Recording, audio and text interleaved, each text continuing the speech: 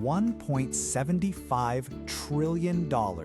That is the staggering valuation reached today, marking a true watershed moment that could completely reshape how capital flows into artificial intelligence for years to come.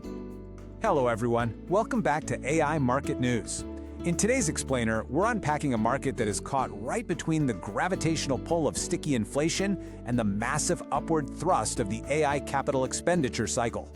Let's look at the data driving these shifts for all of us navigating these markets.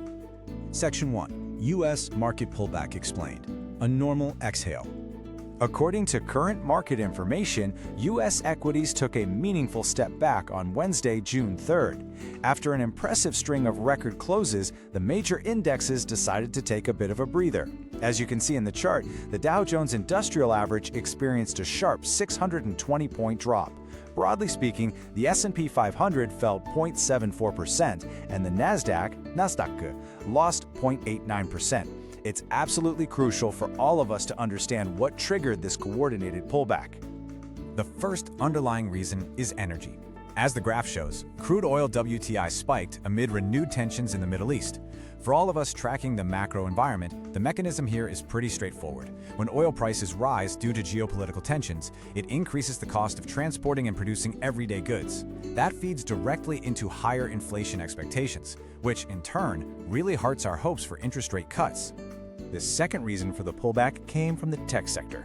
Broadcom reported fiscal Q2 revenue of $22.19 billion, just slightly missing analyst expectations of $22.27 billion. Why does this matter? Well, a revenue miss from a major player can easily knock the entire semiconductor space lower, pulling the broader indexes down right along with it. However, we must keep the context clear here. The S&P 500 had just set record highs above 7,600. A fractional pullback like this is simply a normal exhale for the market, definitely not a complete reversal of the underlying trend. Section 2. SpaceX IPO, a watershed moment.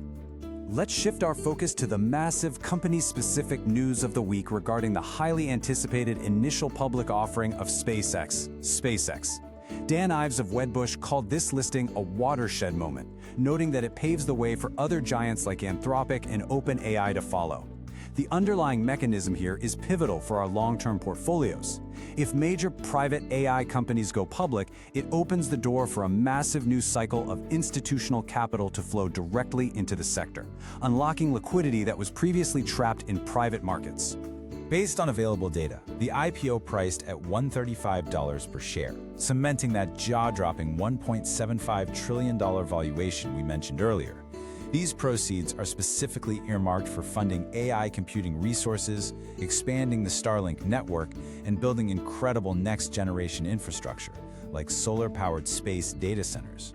For all of us investing in technology, this proves that the AI capital expenditure supercycle is fully funded and accelerating, firmly cementing the long-term AI investment thesis.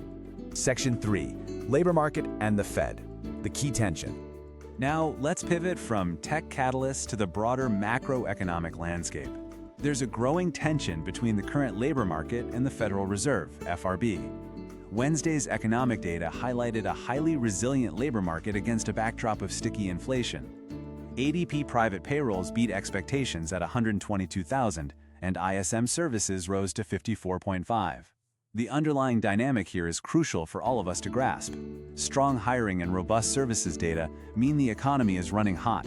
And when the economy is strong, there's absolutely no urgency for the central bank to cut interest rates to stimulate growth.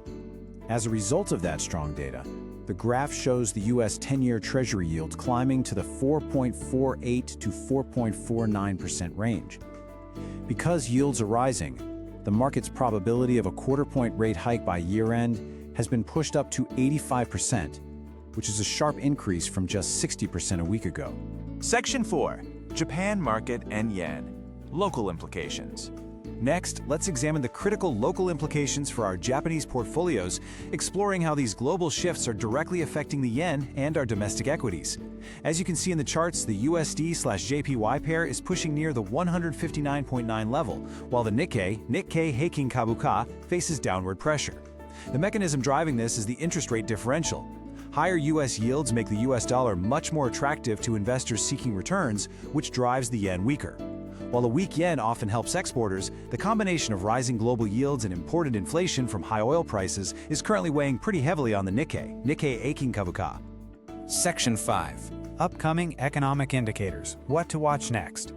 Moving forward, we must look ahead to the economic calendar. In a market environment facing sticky inflation and geopolitical risks, stock selection matters much more than broad index exposure.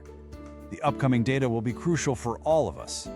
Here are the key dates mapped out, and all times reflect when we will digest this data in Japan's Standard Time. This Friday, June 5th, we have the May non-farm payrolls. Next Thursday, June 11th, brings the May's CPI data. And finally, June 16th to 17th is the highly anticipated FOMC meeting. Friday's payrolls will set the inflation narrative. A hot print could push yields even higher, right in time for new Fed Chair Kevin Warsh's first FOMC meeting, where his tone will set the market's direction for the summer. We must all remain vigilant as we navigate a market, balancing incredible tech innovation against sticky inflation and global risks. Thanks for watching. Please subscribe and hit the like button. This video was automatically generated by Notebook LM AI. AI-generated content may include errors. This video does not constitute investment advice. For full details, please check the description below.